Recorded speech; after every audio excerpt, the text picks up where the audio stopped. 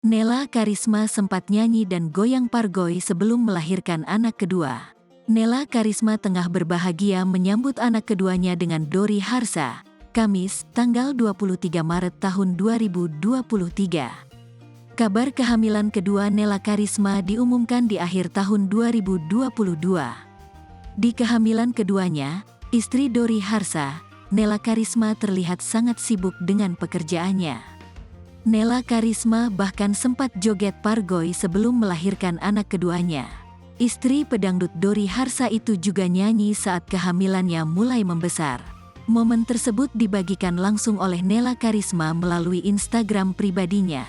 Dalam video yang diunggah, Nela Karisma tampil mengenakan sweater oversize pink yang dipadukan dengan rok berwarna hitam. Ibu dua anak ini pun mengenakan sepatu heels boots. Yang menjadi sorotan, Nela Karisma terlihat sangat lincah berjoget dengan perutnya yang besar.